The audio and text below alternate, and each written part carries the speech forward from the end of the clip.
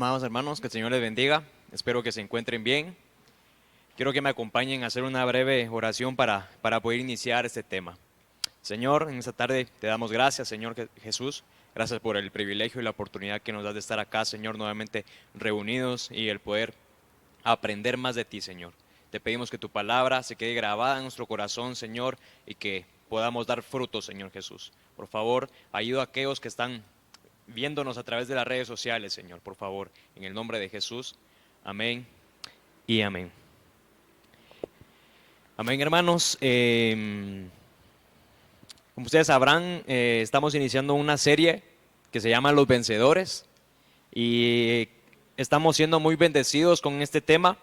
Y yo quiero hoy hablarles a ustedes de una de las 7 iglesias que habla en el Apocalipsis. Y les voy a hablar, o voy a hacer el énfasis en la iglesia de Pérgamo, que de hecho ese era el nombre de una ciudad, pero ahora en la actualidad esa ciudad todavía existe, pero se llama Bergama y se encuentra en el área de Turquía. Y me llama la atención porque en este lugar, en esta ciudad, estaba en una colina, ¿sí? De hecho su nombre significa una torre alta, atalaya. Pero si ustedes tienen la oportunidad de ver fotos, ahí se ve que está en una colina y era una de las ciudades más importantes que había en ese tiempo. Y un paréntesis, los pergaminos ahí se hicieron, ahí nacieron los pergaminos, pero no ese es el tema. Quiero que ustedes me puedan acompañar ahí donde ustedes se encuentran en el libro de Apocalipsis, capítulo 2, verso 12. Y la palabra del Señor dice: y escribe el ángel de la iglesia en Pérgamo, el que tiene la espada aguda de dos filos, dice esto: yo conozco tus obras y donde moras, donde está el trono de Satanás. En esta parte quiero hacer una pausa, porque en ese lugar se levantaban muchos altares o se hacían muchos ritos a dioses o deidades de esos lugares, griegas, más adelante lo veremos. Pero en este lugar se levantaban cultos a dioses que no era nuestro Dios, no era nuestro Señor Jesucristo, sino que eran otros dioses, ¿sí? Entonces la gente que vivía ahí, imagínense, para que el trono de Satanás estuviese ahí y encima de eso una iglesia estuviese en medio de eso, sabiendo la presión que eso le convendría a la iglesia o la presión que el mundo hiciera sobre la iglesia. Entonces me llama la atención porque ahí estaba el trono de Satanás.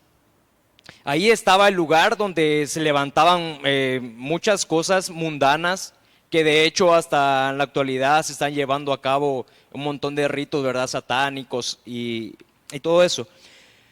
Pero continuemos. Pero retienes mi nombre. O sea, encima de eso, de que la iglesia estaba ahí y a pesar de que habían muchas deidades, ¿sí?, encima de eso, esa iglesia guardaba el nombre del Señor.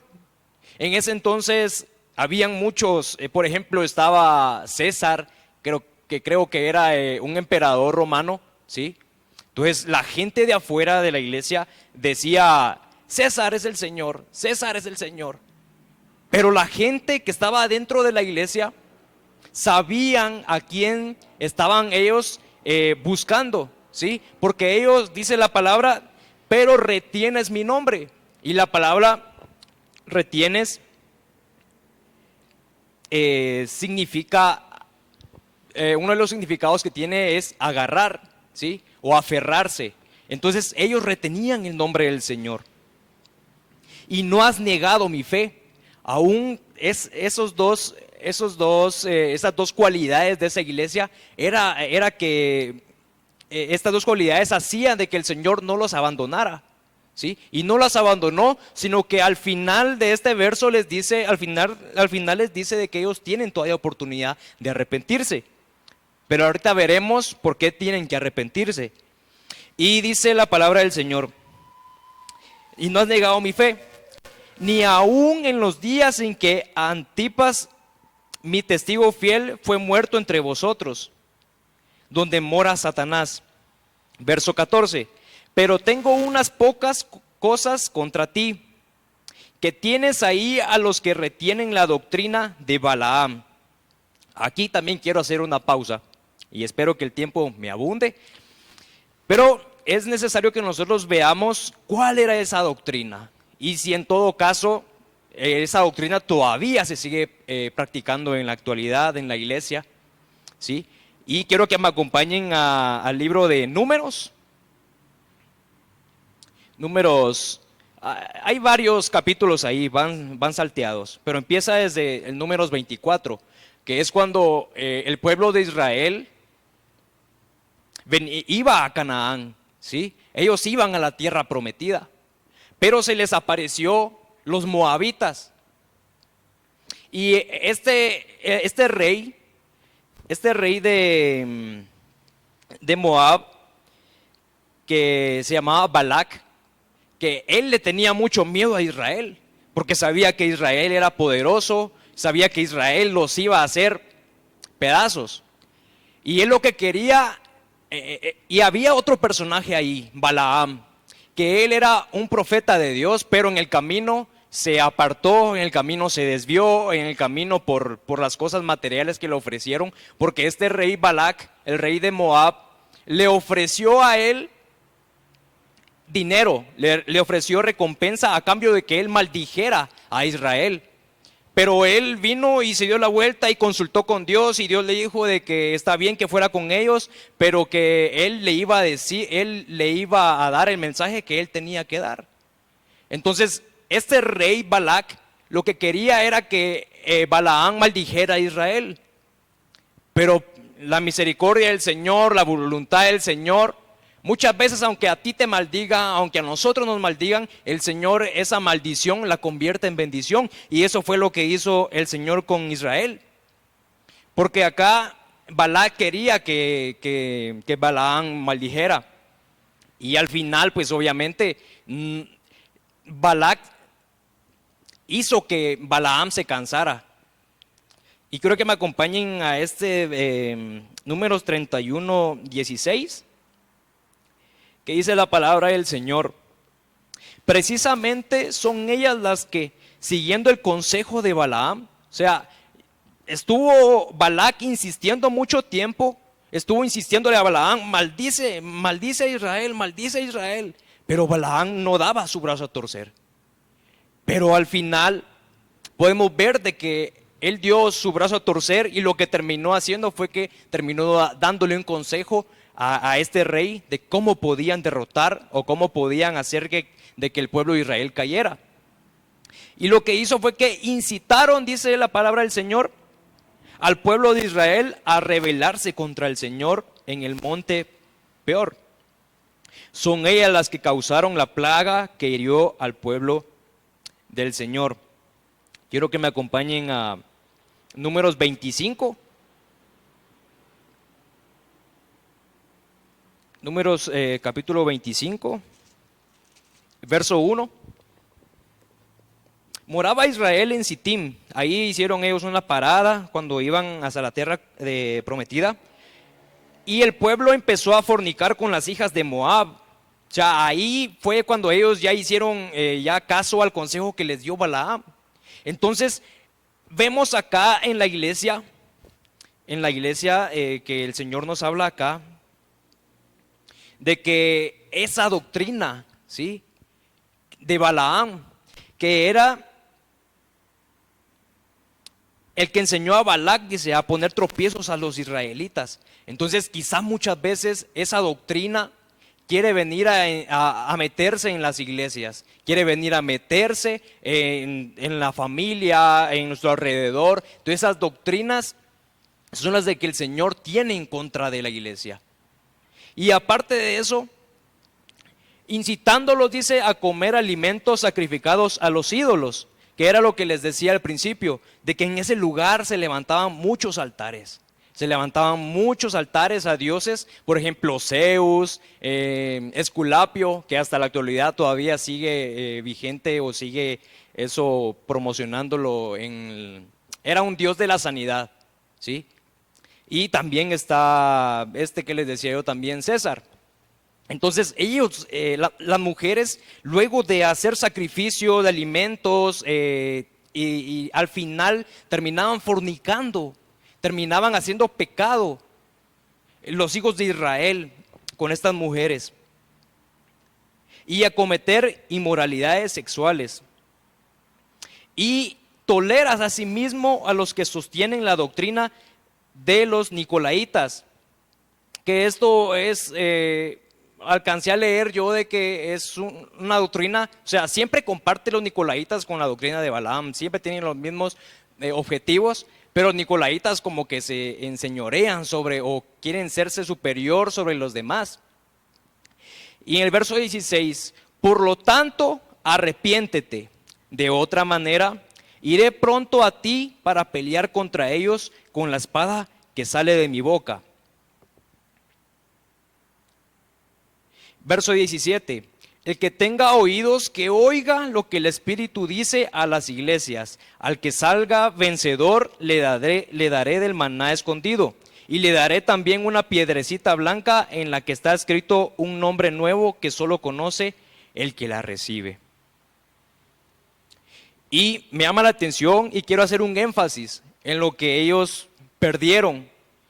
En los versos acá que leímos en Apocalipsis capítulo 2, no menciona a ellos que perdieron, como lo menciona en otras iglesias.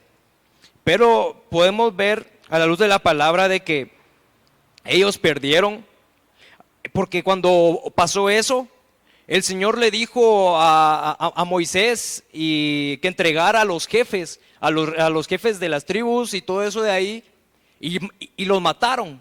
Mataron a 24,000 personas. Y de esas personas no tuvieron chance de arrepentirse, o tal vez sí, no lo sé. Pero me llama la atención porque de esas 24,000 personas, muchas perdieron su libertad. Esa era una de las cosas que perdieron ellos ahí. Y también perdieron una cosa muy importante, que es la tierra prometida. Ellos no tuvieron la oportunidad de ver la tierra prometida. No la vieron por causa del pecado al que incitó esta doctrina de Balaam, ¿sí? Entonces quizá muchas veces nosotros podamos tener las actitudes de gente de afuera, de gente que lo que quiere hacer es que nos apartemos, porque eso era lo que quería Balaam. Porque Balaam sabía muy bien de que fornicar lo que hacía era que nos apartaba del Señor. Él muy bien sabía, y él sabía de qué manera él podía, porque como Balac le ofreció dinero, le dijo, mira, te voy a dar una recompensa, te voy a dar esto, te voy a dar lo otro, a cambio de que maldigas. Y Balaam muy bien sabía de qué lado podía él dañar al pueblo de Israel. Y fue así, él se dejó guiar, él se dejó engañar por este rey. Y podemos ver de que, como les mencionaba, perdieron su libertad y perdieron también la oportunidad de entrar a la tierra prometida. Quiero que me acompañen a Juan, verso 6.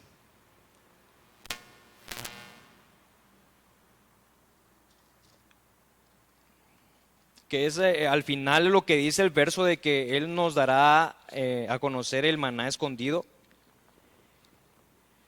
Y dice la palabra del Señor.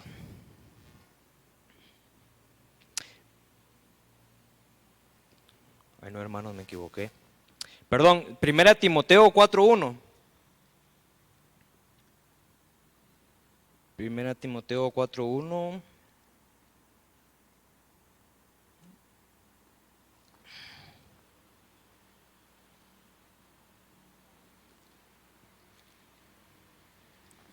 No lo encuentro.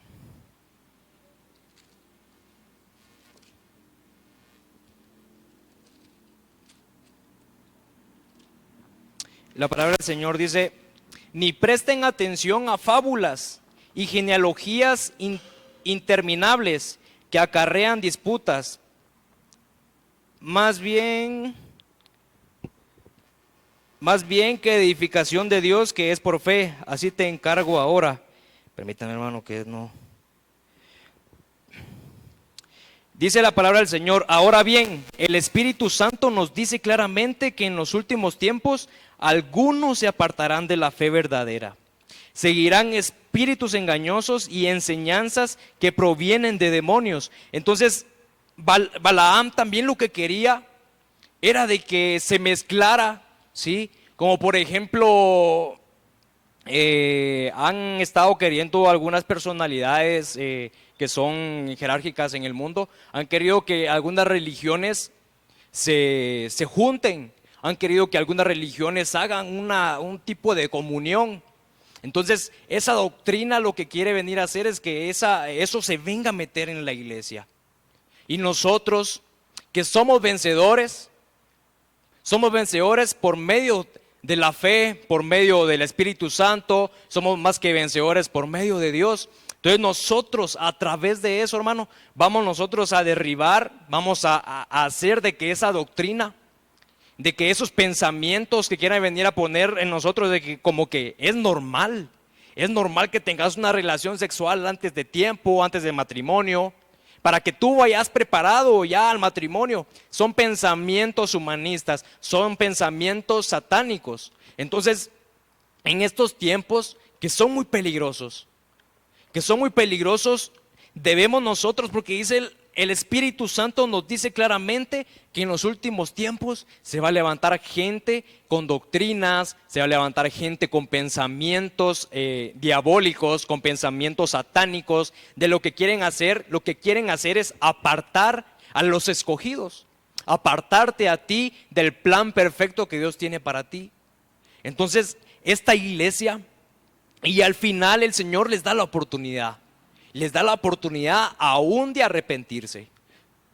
Todavía tenemos nosotros tiempo de arrepentirnos.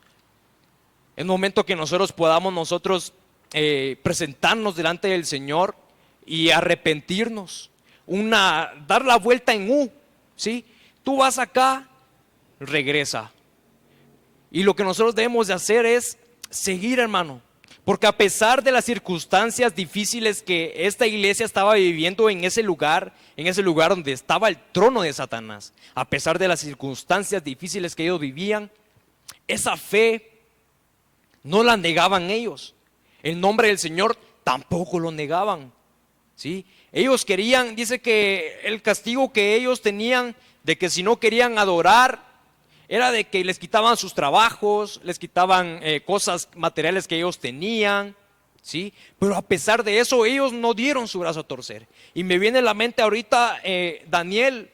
Daniel tampoco él vino y comió de las cosas que el rey de Babilonia le estaba ofreciendo. Él no quiso contaminarse. Él se guardó para el Señor. Entonces es lo que nosotros debemos de hacer, guardarnos para el Señor en este tiempo. Y que esa es una advertencia contra las falsas doctrinas que lo único que quieren hacer es corromper al pueblo de Cristo, hermano. Primera de Corintios capítulo 10, verso 19.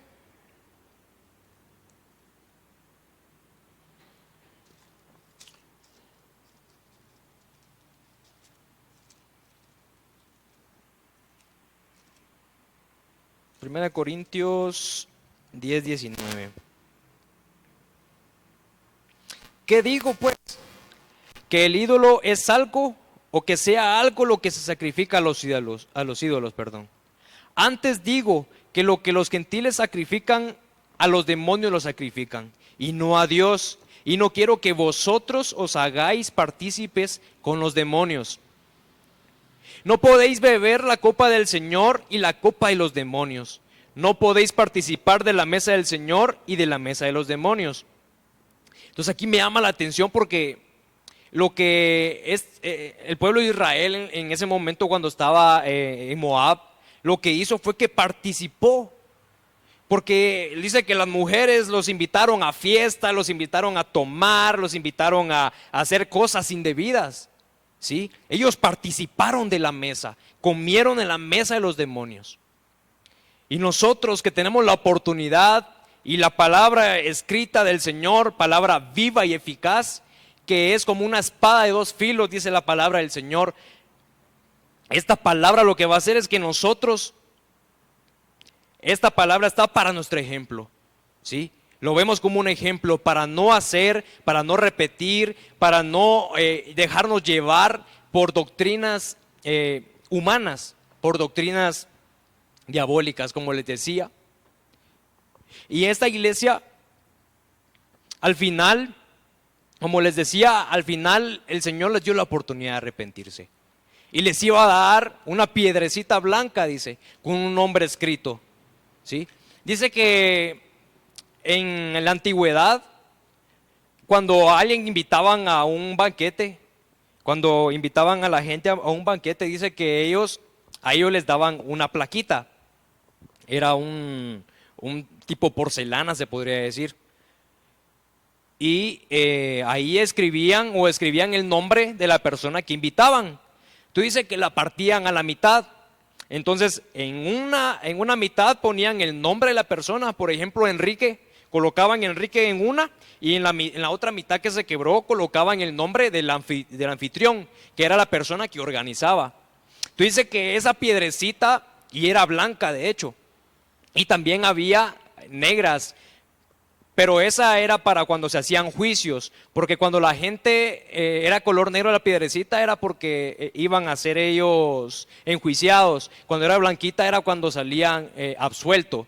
Entonces, esa piedrecita, cuando uno se presentaba al banquete, esa piedrecita lo que significaba era que eres bienvenido si puedes entrar a este banquete. Entonces, al final, nosotros podemos ver acá, hermano, de que si nosotros vencemos todas estas cosas, vencemos esta doctrina, el Señor nos va a dar del maná escondido, dice. ¿Y cómo lo vamos a encontrar? ¿Cómo vamos nosotros a encontrar ese maná escondido? En nuestra intimidad con el Señor, porque solo ese maná está en la intimidad con el Señor. Ese maná vamos nosotros a disfrutarlo, ¿sí? Conociendo al Señor, y de esa manera nosotros vamos a vencer, hermano, y nos van a dar esa piedrecita cuando nosotros nos presentemos delante del Señor, en el bimá del Señor, y nos diga, sube conmigo en las bodas del Cordero. Ahí vamos nosotros a presentar la piedrecita blanca, ¿sí? Para que nosotros entremos al banquete del Señor, hermano. Amén, hermano. Que el Señor le bendiga. Fue un gusto haber estado compartiendo con ustedes en este capítulo de esta hermosa serie. Así que le voy a invitar, hermano, a que usted me apoye en oración para quedar despedidos. Señor, en esta noche te damos gracias por tu misericordia, gracias por tu palabra, gracias porque nos hablas a tiempo y fuera de tiempo, Señor. Gracias porque pudimos estar hoy acá, Señor Jesús, aprendiendo más de ti, Señor. Bendícenos, Señor Jesús, y que podamos nosotros amar tu palabra, amar tu venida, Señor Jesús, y sobre todo apartarnos para ti, Señor. Por favor, en el nombre de Jesús, Señor, amén y amén. Que el Señor le bendiga, hermano.